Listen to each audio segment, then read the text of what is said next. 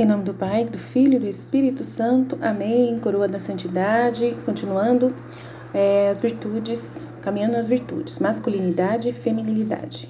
Comportar-se de acordo com o próprio sexo também é essencial para um comportamento digno. Para os homens isso significa masculinidade e para as mulheres significa feminilidade. Não há outras opções. A efeminação, em particular, é fortemente lamentada por Jesus. Ele disse uma vez a Luísa: nesses tempos tudo é efeminado. Os próprios padres parecem ter perdido a característica masculina e adquirido a feminina, com uma característica feminina, cuidando de detalhes, de unha, de um monte de coisinha. Assim, apenas raramente um padre masculino pode ser encontrado, o resto todos efeminados. É Jesus quem fala, tá? Em que estado deplorável está a pobre humanidade. Esse trecho está no dia 23 de outubro de 1905 do Livro do Céu, tá? A efeminação, como vemos, é um vício tão prejudicial que é capaz de tornar o mundo deplorável. Agora, Jesus disse a Luísa em 1906 e, obviamente, a efeminação se tornou um problema exponencialmente maior desde aquela época. Cristãos e católicos, portanto, devem estar especialmente atentos a isso. Isso não significa que os homens devem recorrer a uma chamada masculinidade tóxica, sendo machistas, Nem significa que devemos, de alguma maneira, desviar as virtudes da gentileza, que é uma virtude que os homens devem ter tanto quanto as mulheres, mesmo que praticada, será diferente. O mero fato de que as mentes modernas sucumbem à suposição de que é preciso escolher entre efeminação e masculinidade tóxica demonstra o quão perdidas muitas se tornaram. De fato, esta falsa dicotomia reina.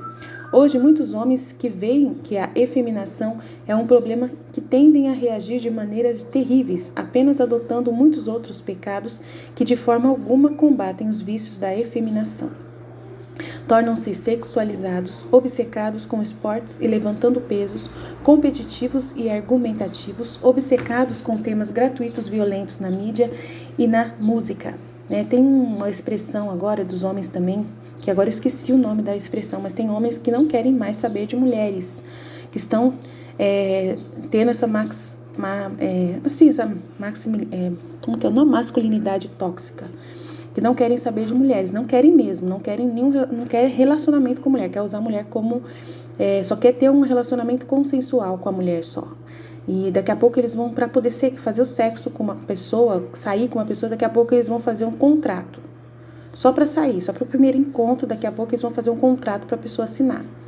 Tornam-se sexualizados, obcecados com esportes e levantando pesos competitivos e argumentativos, obcecados com temas gratuitos violentos na mídia e na música, dispostos a correr riscos absurdos apenas por uma emoção.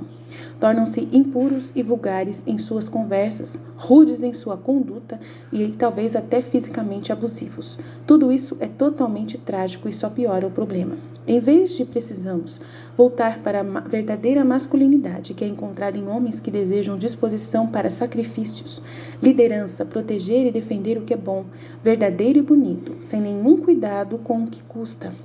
Quanto machuca ou quanto risco está envolvido.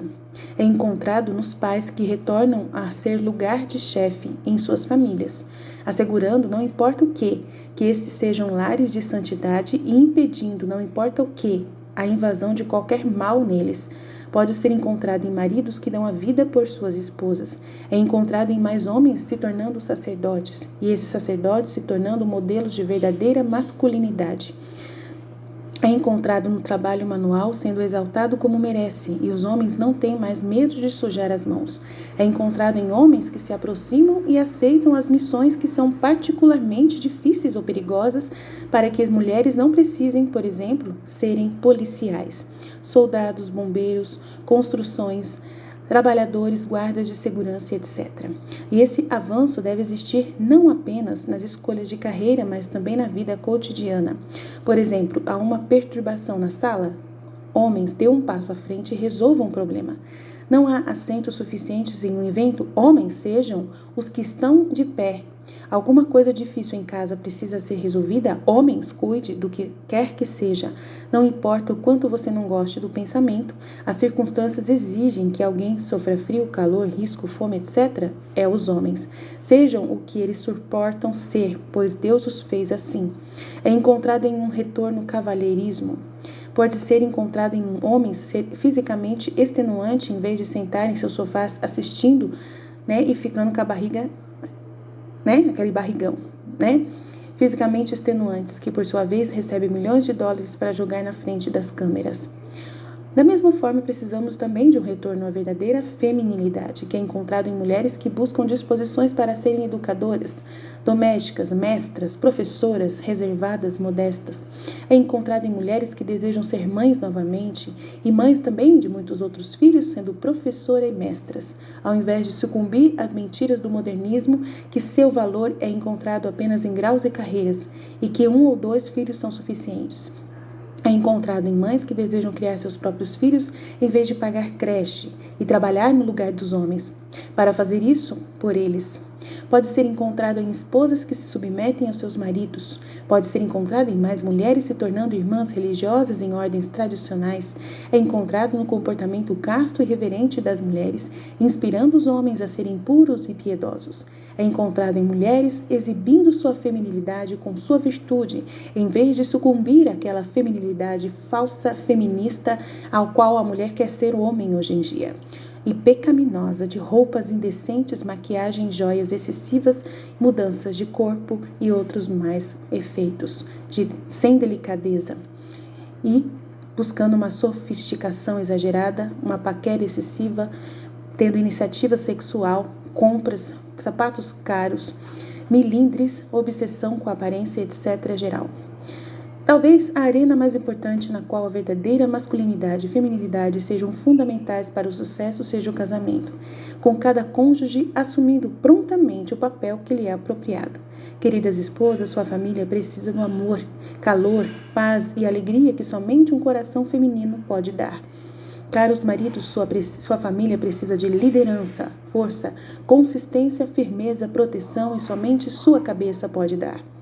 Escusado será dizer que os maridos devam esforçar-se masculinamente para proporcionar uma vida digna às suas famílias e as esposas devem levar seriamente a importância de ser realmente donas de casa e realmente ajudantes dos seus maridos. Mas nunca devemos permitir que os deveres secundários de uma vocação ofusquem os seus deveres primários. Muitos católicos estão mais do que nunca dispostos a falar como é triste ver um pastor abordar essa vocação como um empresário, que se preocupa mais com a administração da paróquia do que com o santo sacrifício da missa e o atendimento aos seus fiéis. Mas essa armadilha é a mesma dos quais os cônjuges católicos hoje caem, quando negligenciam um conselho acima. E não devemos negligenciar as externalidades, embora obviamente tenha importância secundária nas realidades interiores da genuína masculinidade e feminilidade. Eles são importantes, no entanto. As mulheres devem se vestir e se comportar como mulheres, e os homens devem se vestir e se comportar como homens. Os vestidos e penteados andrógenos se tornaram tão populares hoje em dia, mesmo no mundo católico, que às vezes nem se pode distinguir entre os sexos daqueles que estão sentados nos bancos. Homens com cabelos grandes, igual de mulher.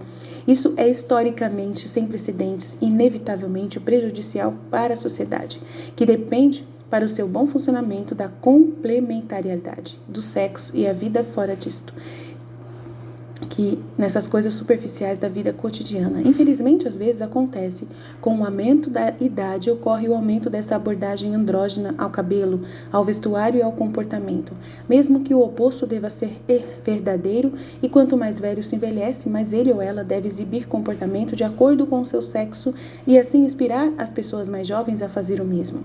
Enquanto as mulheres agindo como homens são lamentáveis, parece que a praga dos homens agindo como mulheres também é mais pior ainda, e é de fato que Jesus focaliza essas lamentações. Antes de deixar essa questão, portanto, devemos definir efeminação. Tomás de Aquino define como um homem pronto para abandonar um bem por conta das dificuldades, pulsos coxos, cílios deliberados, tons de voz femininos, preocupação excessiva com a aparência, estilos femininos em roupas e etc. Estão envolvidos na efeminação e todos os homens que devem evitar comportamentos que não sejam dignos de sua masculinidade. Mas nada disso chega ao cerne da efeminação, que é a covardia e a fraqueza voluntária diante do sacrifício e do sofrimento. Um homem grande com uma voz profunda, enormes bíceps e que pisa apenas usando botas de trabalho pode muito bem ser efeminado, pois um homem profundamente efeminado é aquele que busca garantir que o seu amor por conforto, prazer, descanso, segurança e proteção não seja invadido por deveres e por chamados mais elevados. Relacionadas à questão de masculinidade e feminilidade estão as questões da modéstia e pureza, mas estes requerem um tratamento demorado e suficiente para que eles precisem de sua própria sessão, a qual nos voltaremos no próximo. Então, no próximo capítulo, no próximo vídeo, a gente vai falar sobre modéstia e pureza, tá bom? Tudo isso tem a ver com a virtude da dignidade.